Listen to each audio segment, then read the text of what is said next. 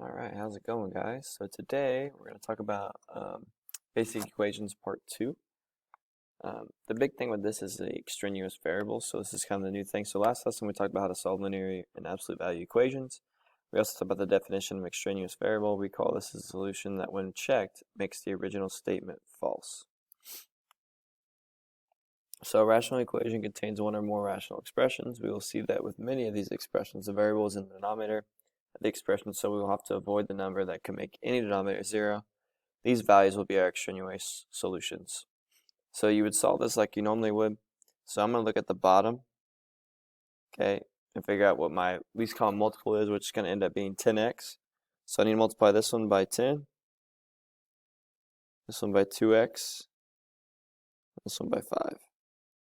So when you do that, you get 10 over 10x equals 2x over 10x plus 15 over 10x. So now that they all have the same denominator, you can get rid of the denominator, and you're going to say 10 equals 2x plus 15, and then you would solve it like an algebraic expression. I would subtract 15.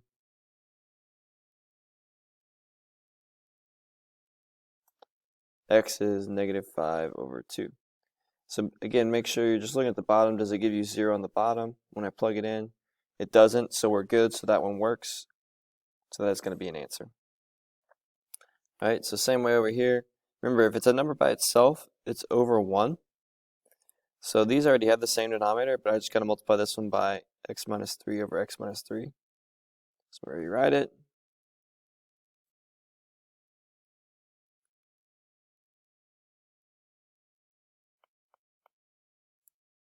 To get 9x minus 27 over x minus 3. So now that they all have the same denominator, I can get rid of it. So again, I'm going to rewrite it. And then you would go through and you would solve it. So I'm going to subtract 9x to get negative 8x. Combine like terms to get negative 24. Divide by negative 8, divide by negative 8. X is 3. But again, make sure you check it. When I plug this one into the original problem, I get 0 on the bottom. So this one does not work.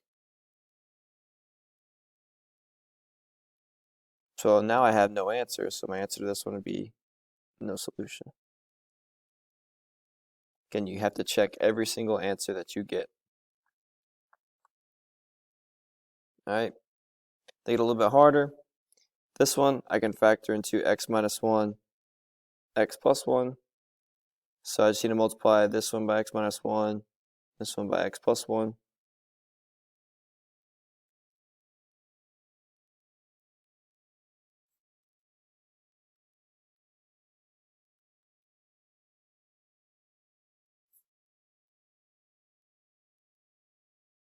So then I would go through and I would solve.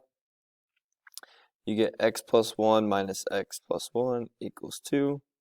Combine your like terms. X minus x is nothing, but then I have 2 equals 2, which is a true statement.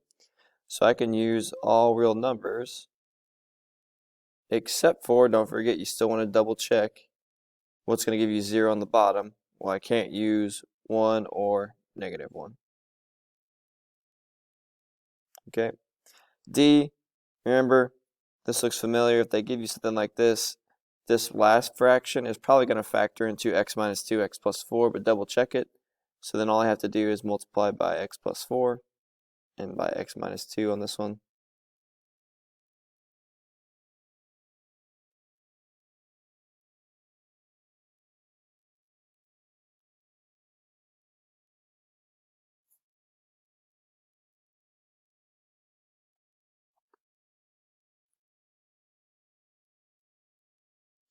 So when you eventually write it all out, you get x squared plus 4x over x minus 2 over x plus 4. Minus 9x minus 18 over x minus 2 times x plus 4 equals x squared over x plus 4x minus 2. So then I'm going to go through, I'm going to get rid of my denominator and combine like terms eventually. So I'd have x squared plus 4x minus 9x plus 18, distribute your negative there, equals x squared. So then I would solve it. When I subtract my x squared over, it's going to cancel. Combine these, you get negative 5x plus 18 equals 0 after I subtracted that over. Subtract my 18. Negative 5x equals negative 18, divide by negative 5, x is equal to 18 over 5 positive. Again, plug it back in to make sure it doesn't give you 0 on the bottom, and it doesn't, so we're good. So that answer works out. All right, next one, like I said, if they give you something like this, it's probably going to factor into 2y plus 1 and y minus 2 at the end, and it does. It's nice to double check it, so then I just have to multiply this first fraction by y minus 2, the second one by 2y plus 1. So when you do that, you get 3y minus 6 over y minus 2, 2y plus 1, minus 2y squared plus y over y minus 2, 2y plus 1, equals negative 3y squared plus 2y plus 58 over 2y plus 1, y minus 2. So now I can get rid of my denominators because they're all the same. So then I have 3y minus 6 minus 2y squared minus y, because I distribute my negative, equals negative 3y squared plus 2y plus 58. So I'm going to add my 3y squared over. Notice that leaves you with 1y squared. 3y minus y would be 2y, but then if I subtract my 2y, the y's are going to cancel. So all my y's cancel. And then I'm going to subtract 58, and you get negative 64 equals 0. So the easiest way to solve this one, there's two ways. I can add the 64 over. You get y squared equals 64 and then square root it. And you get y is plus or minus 8. Or, at this stage right here, you can factor it into y minus 8, y plus 8 equals 0, and then set them both equal to 0 and solve them, and you get the same answer. So the answer is plus or negative 8. But then again, you have to go back and double check and make sure it doesn't give you 0, and it doesn't. So those both work.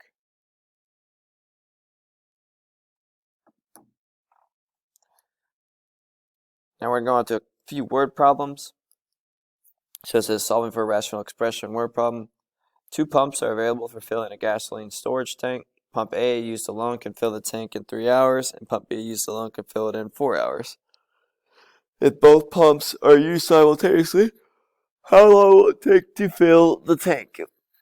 Well, if you think about it, we're going to talk about hours. So 1/3 of the job is done in 1 hour because it takes 3 hours, right? Plus 1/4 of this job is done in 1 hour because it takes 4 hours, equals my one complete job. So then what you do is you have to get them to the same denominator. So I'm going to multiply this one by 4, this one by 3, and this last fraction you have to multiply by 12 because don't forget it's 1 over 1. So when you do that, you get 4x over 12 plus 3x over 12 equals 12 over 12. So now they all have the same denominator. I can get rid of it. So then I get 4x plus 3x equals 12, aka 7x equals 12, divided by 7. And they're going to want this on Hawks as a fraction, so it's 12/7. That's how long it takes to fill the tank. 12/7 hours. All right, this one kind of had a typo. It should say 2 hours, 4 hours. So if Denise were to paint her living room alone, it would take 2 hours. Her sister Barb could do it in 4 hours. How many hours would it take them working together? It's the same setup, guys. So I do like 1 over 2x plus 1 over 4x equals my one complete job. Find the common denominator, which is going to end up being 8. So I get 4x over 8 plus 2x over 8 equals 8 over 8. Get rid of your denominator, so 4x plus 2x equals 8. 6x equals 8.